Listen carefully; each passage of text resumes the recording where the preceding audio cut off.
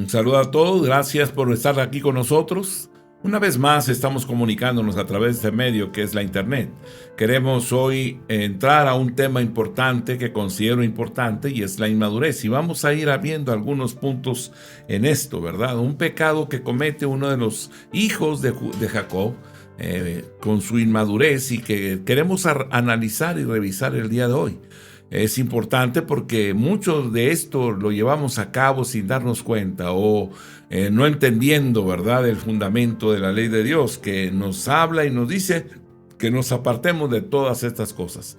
Así que todos son bienvenidos, gracias por estar aquí. Vamos a orar y a poner todo en las manos de aquel que nos llamó de las tinieblas a su luz admirable. Cierre sus ojos y oremos.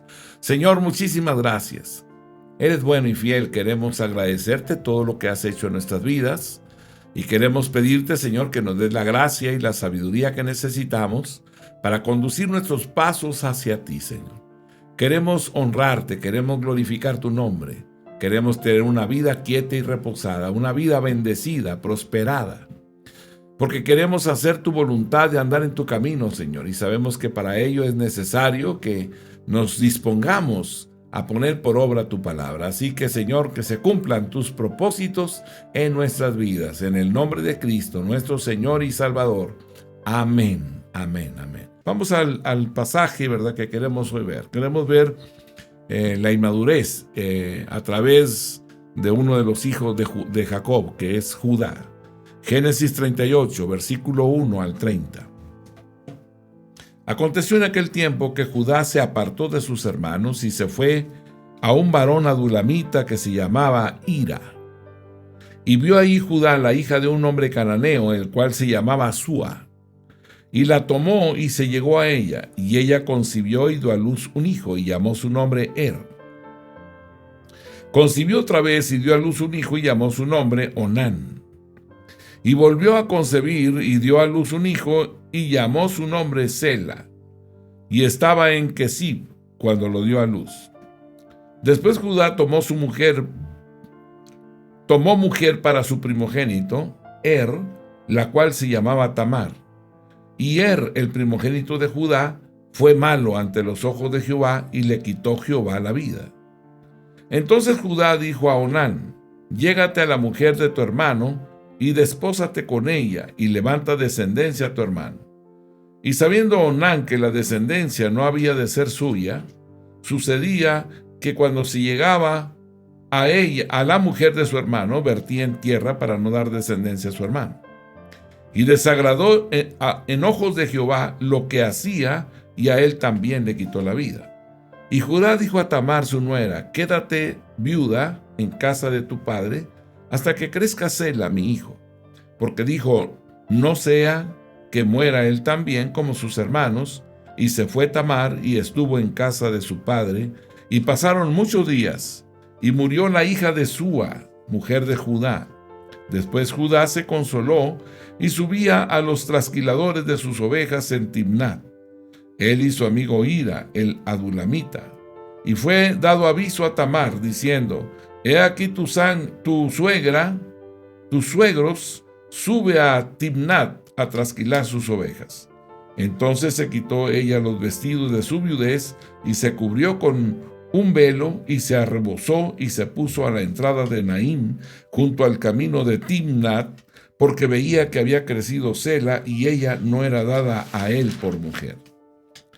Y la vio Judá y la tuvo por ramera, porque ella había cubierto su rostro, y se apartó del camino hacia ella y le dijo: déjame ahora llegarme a ti, pues no sabía que era su nuera. Y ella dijo: ¿qué me darás por llegarte a mí?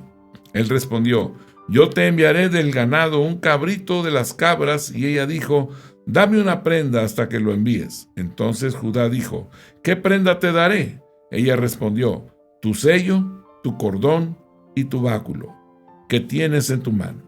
Y él se lo dio, y se llegó a ella, y ella concibió de él. Luego se levantó y se fue, y se quitó el velo de sobre sí, y se vistió las ropas de su viudez. Y Judá envió el cabrito de las cabras por medio de su amigo el adulamita, para que éste recibiese la prenda de la mujer, pero no la halló. Y preguntó a los hombres de aquel lugar, diciendo: ¿dónde está la ramera de Naín junto al camino? Y ellos le dijeron: no ha estado aquí ramera alguna. Entonces él se volvió a Judá y dijo: no la he hallado. Y también los hombres del lugar dijeron: aquí no ha estado ramera. Y Judá dijo: tómaselo para sí, para que no seamos menospreciados. Y he aquí, yo he enviado este cabrito, y tú no la hallaste.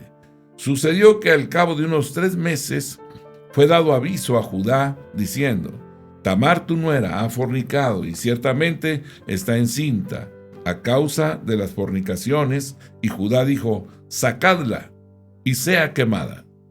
Pero ella, cuando la sacaban, envió a decir a su suegro: del varón cuyas son estas cosas estoy encinta.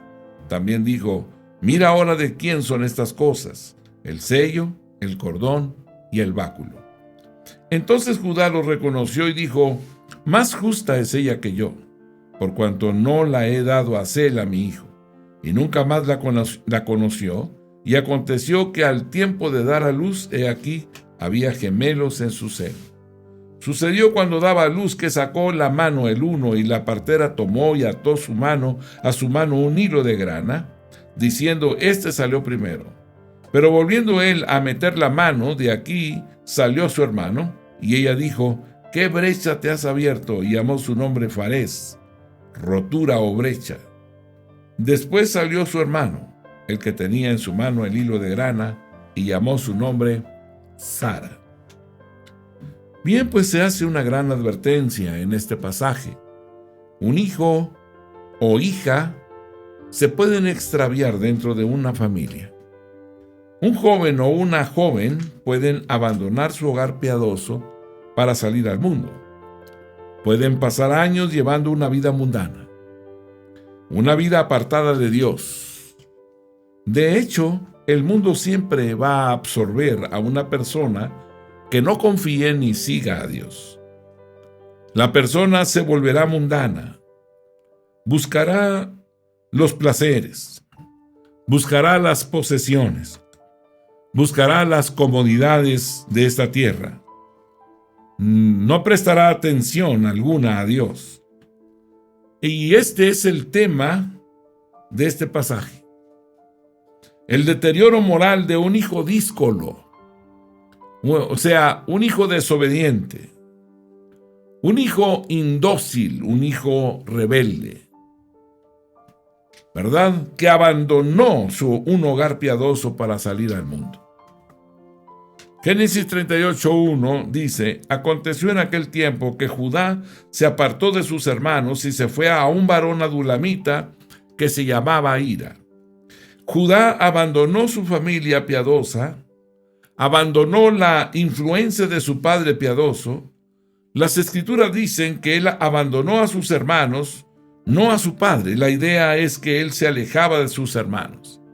Al parecer estaba harto de las mentiras de los hermanos a su padre y con el sufrimiento de Jacob por José.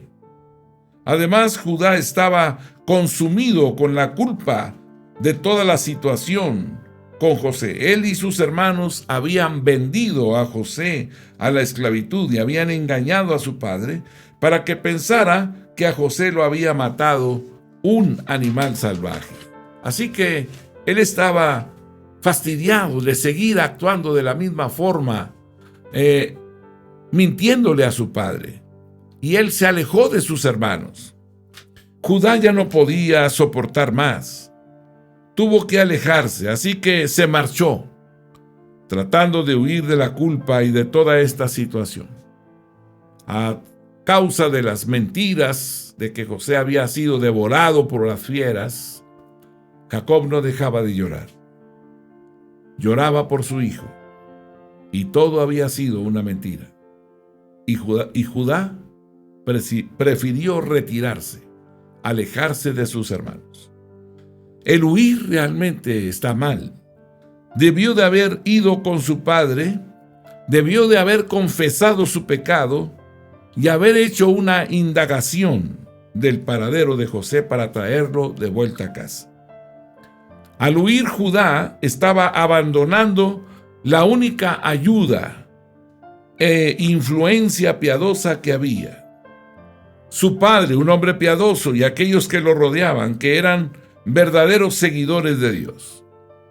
Judá necesitaba ayuda. Él necesitaba la ayuda de su padre. Pero en vez de recurrir a su padre para aclararlo todo, aquí estaba cometiendo otro error bastante grave: huir y abandonar la familia y el pueblo de Dios. Le estaba dando la espalda a Dios, rehusándose a quedar bien con Dios y aclarar la tragedia pecaminosa que él y sus hermanos habían traído sobre su padre y familia. Es triste realmente la situación y insoportable. La conciencia lo acusa día y noche, pero una decisión no sabia: alejarse y dejar la mentira como si fuese una verdad. Un padre sufriendo y unos hijos que no pueden encontrar la paz que tanto necesitan. Cuando hemos cometido algún pecado, la solución no es huir, ni abandonar a la familia, los amigos y a Dios. No vamos a abandonar todo eso. La solución es volverse a Dios y volvernos a aquellos que pueden ayudarnos. Tenemos que voltear, tenemos que reconocer nuestra falta y esperar la ayuda de aquellos que nos aman y que realmente extienden su mano para librarnos del mal. Segunda de Crónicas, capítulo 5, versículo 2. Y salió al encuentro de Asa y le dijo: oídme, Asa y todo Judá y Benjamín. Jehová estará con vosotros, si vosotros estuviereis con él. Y si le buscareis, será hallado de vosotros. Mas si le dejareis, él también os dejará. Esdras capítulo 8, verso 22.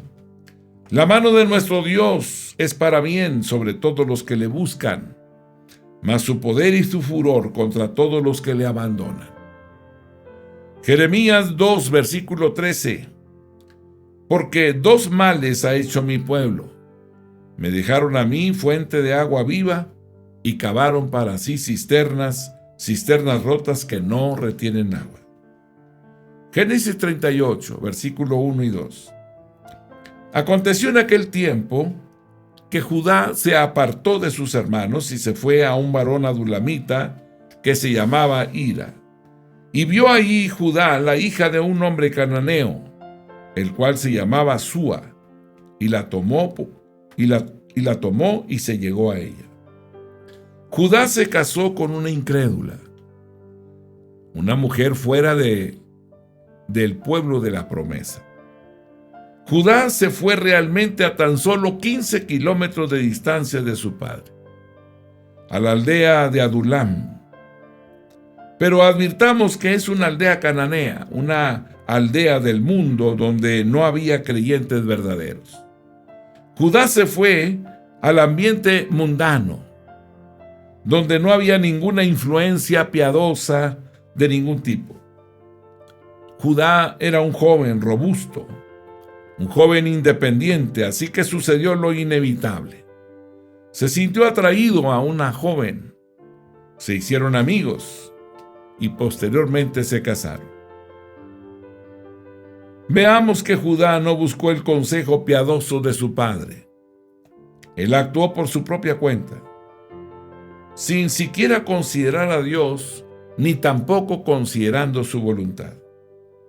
Judá se casó con una incrédula, una joven que nunca había confiado en el único Dios vivo y verdadero.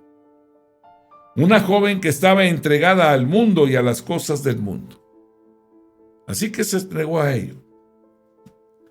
El mandamiento de Dios con respecto al matrimonio para los creyentes es claro. Debemos mantener pura la unión del matrimonio. No debemos casarnos con incrédulos. Judá cometió dos errores.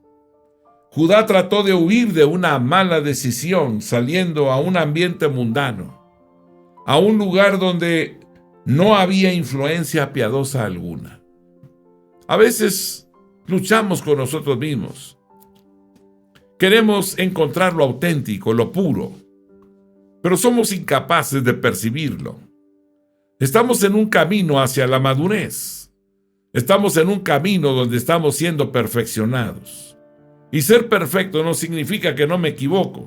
Ser perfecto significa que estás en el lugar correcto donde puedes tú cambiar, donde tú puedes encontrar la forma de expresarte de la forma correcta, de la manera correcta, con una buena actitud y una buena acción. Así que necesitamos realmente disponernos para ponernos de acuerdo con el Señor y hacer lo que nosotros sabemos que debemos de hacer. Así es que la palabra nos habla y nos manifiesta uno y otra vez, ¿verdad? Cómo este joven se aleja de sus hermanos y se casa con una incrédula. ¿Cuántas veces encontramos esto en nuestras propias familias?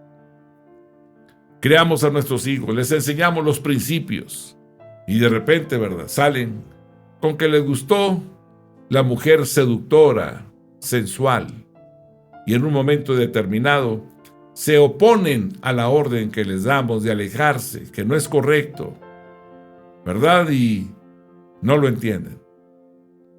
Han sido seducidos, cautivados por la hermosura externa y se olvidan de que los principios de Dios son importantes para una vida quieta y reposada. El mandamiento de Dios con respecto al matrimonio para los creyentes es claro. Debemos mantener pura la unión del matrimonio.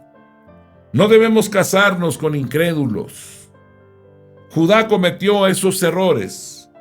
Trató de huir del mal y tomó una mala decisión saliendo a un ambiente mundano, a un lugar donde había influencia piadosa alguna. No había nada que pudiera recordarle a Dios, las promesas de lo alto, del Padre de las luces. Él se alejó de la casa de su padre y se fue buscando consolarse en el mundo. Y lo único que hizo fue que el conflicto fue peor. Romanos 12:2. No os conforméis a este siglo, sino transformaos por medio de la renovación de vuestro entendimiento, para que comprobéis cuál sea la buena voluntad de Dios, agradable y perfecta. ¿Verdad? Caminamos en el Señor, somos jóvenes, escuchamos las reglas y las normas de Dios y luchamos con argumentaciones nuestras, tratando de justificar nuestra acción por encima de lo que Dios establece. Pero hay opción, ¿verdad? Opción de que Dios en el trayecto hacia la madurez podamos nosotros en algún momento determinado pues volver al camino, entender que Dios tiene la razón y que debemos de seguir caminando, ¿verdad? Sometiendo nuestra alma a la obediencia del mandamiento. Y Dios nos va hablando en el camino de una forma o de otra, nos va mostrando la importancia que hay de que podamos nosotros de alguna forma o de alguna manera, ¿verdad? Decirle a Dios, Señor, perdónanos y queremos obedecerte, aunque vemos en nuestro cuerpo, en nuestros miembros, la contienda de siempre, luchando por no obedecerte. Primera de Corintios capítulo 5, versículo 11. Más bien os escribí que no os juntéis con ninguno que llamándose hermano fuere fornicario o avaro o idólatra o maldiciente o borracho o ladrón, con el tal ni aun comáis. ¿Por qué? Porque la relación con una persona incrédula, de repente tú conoces al Señor, sabes las buenas costumbres, sabes el mandamiento, la ordenanza de Dios, pero ella no. Ella entrena a sus hijos de una forma equivocada, de una forma errónea. Quieres congeniar con ella, pero no puedes. Quieres cumplir el mandamiento, pero no es posible. Trata de dar lo mejor de ti y ella lo menosprecia. Le habla de normas, de reglas y ella no las entiende. Ella solamente conoce una forma de vida, la que le enseñaron sus padres. Cómo vivir astutamente, obteniendo lo que desea sin dar nada a cambio. No se esfuerzan porque no tienen fe, porque no saben confiar en Dios, porque no lo conocen. Así que los malos hábitos y las malas costumbres es lo que tienen y es lo que dan. Por lo tanto, los hijos reflejan completamente esa naturaleza. Segunda de Corintios capítulo 6, versículos 17 y 18. Por lo cual salid en medio de ellos y apartados, dice el Señor, y no toquéis lo inmundo, y yo os recibiré y seré para vosotros por Padre. y vosotros me seréis hijos e hijas, dice el Señor Todopoderoso. Efesios capítulo 5, versículo 11.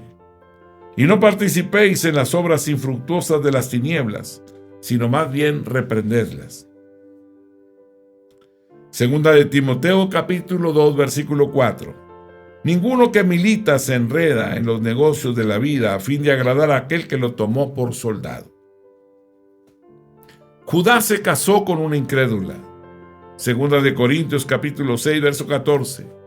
No os unáis en yugo desigual con los incrédulos, porque ¿qué compañerismo tiene la justicia con la injusticia? ¿Y qué comunión la luz con las tinieblas? Cuando estamos caminando en un matrimonio cristiano, tenemos diferencias, exactamente. Hay fricciones entre unos y otros, pero volvemos a Dios, retomamos las cosas de Dios, venimos al camino de Dios. Y en ese proceso, es un proceso de santificación. Significa que hay una rebeldía por la propia naturaleza caída. No quiero obedecer, quiero imponer, quiero ordenar. Quiero que se hagan las cosas como yo quiero. Y esa voluntariedad de uno tiene que comenzar a morir, ¿verdad? Para nacer a una relación donde ya no busco lo mío. Busco el bien de todos, el bien de mi esposa en lugar de buscar el mío. Y de esa manera voy haciendo las cosas para que ella sea feliz. Y si ella es feliz, yo soy feliz. Siempre y cuando las cosas estén dentro de los propósitos de Dios. Y como conozco en los mandamientos, conozco la Escritura, pues entonces yo mismo voy trabajando en mí mismo para ir rindiendo mi sentir, mi corazón, mi voluntad a Dios, sometiéndome a mí mismo a la obediencia del mandamiento. Y ese sometimiento en ese trayecto que estoy llevando, pues claro que mi esposa también lo entiende porque le estoy explicando. Es que lo que pasa es que Dios dice esto y yo le explico esas cosas. Y quizás por el enojo en ese momento no lo entienda o no quiera entenderlo porque siente que va a perder una posición que tenía de ventaja sobre mí. Pero al final, ¿verdad? Nosotros sabemos que el propósito es hacer la voluntad de Dios. Y cuando yo entiendo eso, entonces voy cediendo parte de lo mío. Voy cediendo parte de lo mío. Y como voy cediendo parte de lo mío, entonces se va transformando, va cambiando el propósito. Empiezo a ver la santificación porque es el entendimiento el que está Dios trabajando. Y cuando yo entiendo las cosas, entonces puedo hacer la voluntad de Dios. Pero cuando la persona es incrédula, no ha nacido de nuevo, por lo tanto, no entiende las cosas espirituales. Ella solamente entiende el fundamento de la vida, el fundamento de su propia vida, la razón por la cual se casó contigo.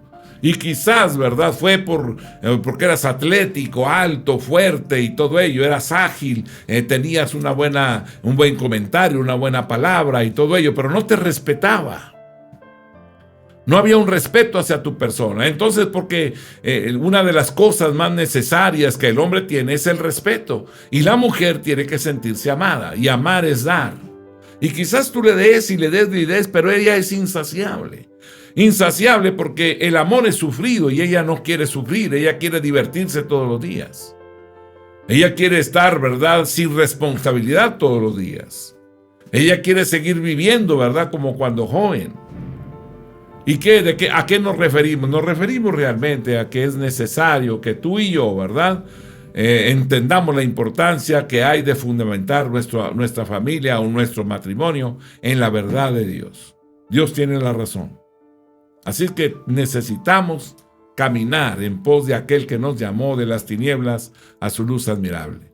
Dios tiene la razón y tú y yo debemos de entender la importancia que hay de casarnos o de unirnos a una mujer cristiana, una mujer que tiene temor de Dios.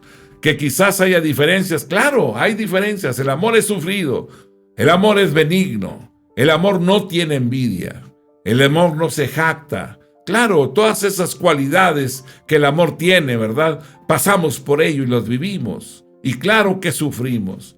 Y claro, ¿verdad?, que echamos fuera la envidia. Y eso es lo que nos va perfeccionando en nuestro vivir. Y si lo hacemos, entonces encontraremos la razón del mandamiento, la razón de la ordenanza, la razón por la cual Dios nos dice las cosas. Así que busquemos a Dios de todo nuestro corazón. Judá se casó con una incrédula, ¿verdad? Y fue uno de los grandes problemas, ¿verdad? No había un caminar, ¿verdad?, en el propósito real, ¿verdad? No había una verdad realmente, sino una lucha de quién manda o quién enseña o quién dirige la casa. Segunda de Corintios 6:14. No os unáis en yugo desigual con los incrédulos, porque qué compañerismo tiene la justicia con la injusticia. ¿Y qué comunión la luz con las tinieblas? Génesis 24:3. Y te juramentaré por Jehová, Dios de los cielos y Dios de la tierra, que no tomarás para mi hijo mujer de las hijas de los cananeos, entre las cuales yo habito. Génesis 28:1. Entonces Isaac llamó a Jacob y lo bendijo y le mandó diciendo: no tomes mujer de las hijas de Canaán. Éxodo 34:12. Guárdate de hacer alianza con los moradores de la tierra donde has de entrar, para que no seas tropezadero en medio de ti. Deuteronomio 7:3. Y no emparentarás con ellas. No darás tu hija a su hijo, ni tomarás su hijo para tu hija. Esdras 9:12. Ahora pues, no daréis vuestros hijos a los hijos de ellos, ni sus hijos tomaréis para vuestras hijas, ni procuraréis jamás su paz ni su prosperidad, para que seas fuerte y comáis el bien de la tierra, y la dejéis por heredad a vuestros hijos para siempre. Génesis 38, versículo 3 al 10. Y ella concibió y dio a luz un hijo y llamó su nombre Er. Concibió otra vez y dio a luz un hijo y llamó su nombre Onán. Y volvió a concebir y dio a luz un hijo y llamó su nombre Sela. Y estaba en Kesib cuando lo dio a luz. Después Judá tomó mujer para su primogénito, Er, la cual se llamaba Tamar. Y Er, el primogénito de Judá, fue malo ante los ojos de Jehová, y le quitó Jehová la vida. Entonces Judá dijo a Onán: llégate a la mujer de tu hermano y despósate con ella, y levanta descendencia a tu hermano. Y sabiendo Onán que la descendencia no había de ser suya, sucedía que cuando se llegaba a la mujer de su hermano, vertía en tierra, por no dar descendencia a su hermano. Y desagradó en ojos de Jehová lo que hacía, y a él también le quitó la vida. Judá crió a sus hijos en un ambiente de incredulidad, en un ambiente de incrédulos. La esposa de Judá tuvo 3 hijos, al parecer uno tras otro, versos 3 al 5. Sus nombres eran Er, Jonán y Sela. Veamos que Judá nombró el primer hijo, le puso su nombre, pero su esposa nombró a los otros 2. Esto sugiere que la esposa de Judá, que era una incrédula, se estaba volviendo de los padres, era la persona o en la parte paterna más dominante de la familia. Su apego al mundo y a la adoración de la religión falsa era sin duda la influencia más grande sobre los hijos. Hasta donde podemos saber de las Escrituras, la casa tenía poca influencia de una piedad verdadera realmente. De tener alguna, era muy poca realmente. Los 3 hijos de Judá fueron criados en un hogar y ambiente de mundanalidad y de falsa religión. Cuando el hijo mayor, Er, se volvió un hombre, al parecer a Judá le había preocupado el ambiente impío de la casa. Observemos que él mismo salió a buscar una joven para que se casara con su hijo Er. Él no le dejó la decisión por completo a su hijo. Esto resulta algo sorprendente, ya que había actuado por su cuenta cuando él se casó. Nunca buscó el consejo de Jacob. Parece que a Judá le preocupaban los hábitos perversos de su hijo. Y le preocupaba tanto que quería hallarle una esposa que pudiera quizás ayudar a enderezarlo. Cualquiera que sea el caso, Judá halló a Tamar, quien se casó con él. Pero él llevó una vida tan perversa que Dios le quitó la vida. ¿Cuál fue su perversidad? Bueno, fue una perversidad tan terrible que realmente Dios le quitó la vida. Las Escrituras no lo dicen, ni siquiera hace una insinuación de cuál era esta maldad. Todo cuanto dice es que él era perverso, tan perverso que era un insulto absoluto ante los ojos de Dios. Versículo 7. Y el primogénito de Judá, fue malo ante los ojos de Jehová, y le quitó Jehová la vida. Esta frase en particular enfatiza el horror y la naturaleza extensiva de la perversidad. Era tan terrible que representaba una afrenta ante los propios ojos de Jehová. En consecuencia, Dios no tuvo opción alguna que quitarle la vida, eliminarlo, borrarlo de sobre la faz de la tierra. Luego Judá siguió la ley de la época.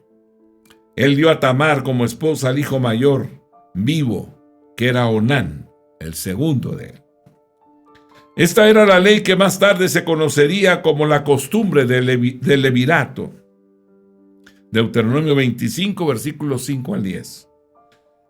Cuando hermanos habiten juntos y muriere alguno de ellos y no tuviere hijo, la mujer del muerto no se casará fuera con hombre extraño. Su cuñado se llegará a ella y la tomará por su mujer y hará con ella parentesco. Y el primogénito que ella diere a luz sucederá en el nombre de su hermano muerto, para que el nombre de éste no sea borrado de Israel. Y si el hombre no quisiere tomar a su cuñada, irá entonces su cuñada a la puerta a los ancianos y dirá: mi cuñado no quiere suscitar nombre en Israel a su hermano. No quiere emparentar conmigo.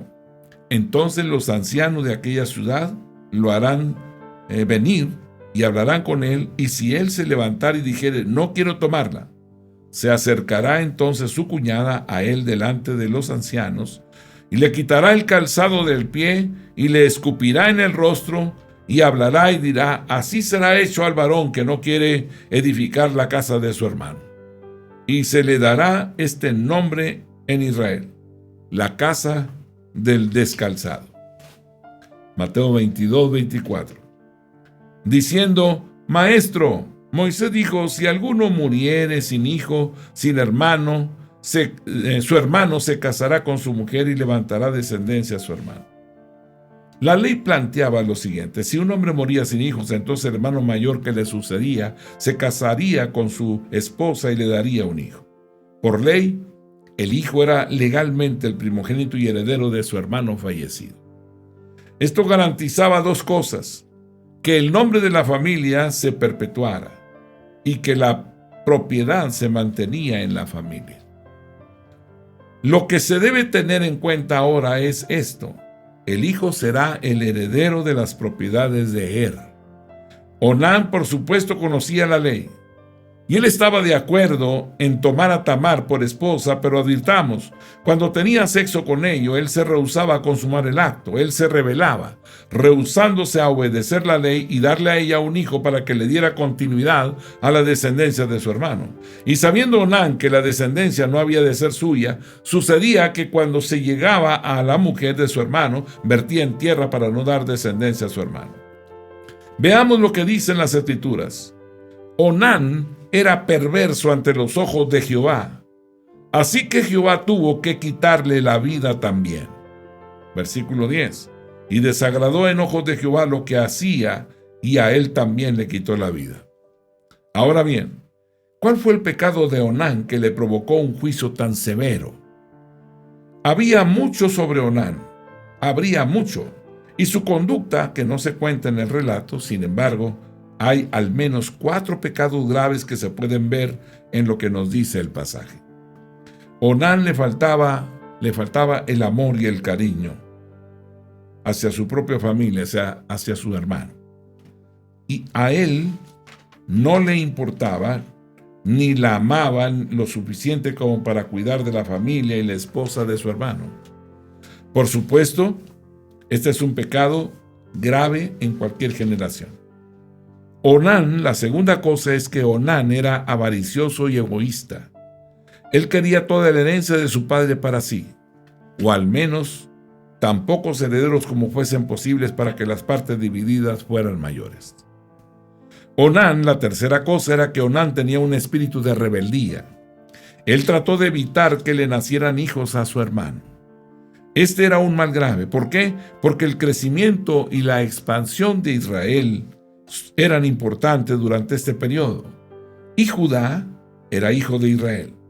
Una multitud de personas había sido una de las promesas que Dios le había dado a Abraham a Israel. Así que evitar deliberadamente el crecimiento de la vida familiar era una ofensa grave, rebeldía contra Dios. Onán estaba utilizando mal y distorsionando el propósito del matrimonio. Él tomó la esposa de su hermano, pero en rebeldía se rehusaba a consumar la unión. Lo que sucedió fue que los hijos de Judá fueron criados en un ambiente mundano y perverso, así que ellos salieron perversos también. Hicieron lo mismo que había hecho su padre y su madre, rebelarse contra Dios y sus mandamientos. Por esto, Dios tuvo que juzgarlos, como declaran las Escrituras, que Él juzgará a todos los perversos de la tierra, los juzgará y condenará a la muerte eterna. Hebreos capítulo 9, verso 27. De la manera que está establecido para los hombres que mueran una sola vez y después de esto el juicio. Segunda de Pedro capítulo 2, versículo número 9. Sabe el Señor librar de tentación a los piadosos y reservar a los injustos para ser castigados en el día del juicio. Un hogar impío e incrédulo influirá en que los hijos sean impíos e incrédulos. Primera de Reyes 22, 52. E hizo lo malo ante los ojos de Jehová, y anduvo en el camino de su padre, y en el camino de su madre, y en el camino de Jeroboam, hijo de Nabat, que hizo pecar a Israel. Segunda de Reyes 17:15. Y desecharon sus estatutos, y el pacto que él había hecho con sus padres, y los testimonios que él había prescrito a ellos, y siguieron la vanidad, y se hicieron vanos, y fueron en pos de las naciones que estaban alrededor de ellos, de los cuales Jehová les había mandado que no hiciesen a la manera de ellas. Segunda de Crónicas 22:3. También él anduvo en los caminos de la casa de Acab, pues su madre le aconsejaba a que actuase impíamente. Jeremías 9:14. Antes se fueron tras la imaginación de su corazón y en pos de los Baales, según les enseñaron sus padres. Amós 2:4. Así ha dicho Jehová: por 3 pecados de Judá y por el 4 no revocaré su castigo, porque menospreciaron la ley de Jehová y no guardaron sus ordenanzas, y les hicieron errar sus mentiras en pos de las cuales anduvieron sus padres. Mateo 14:8.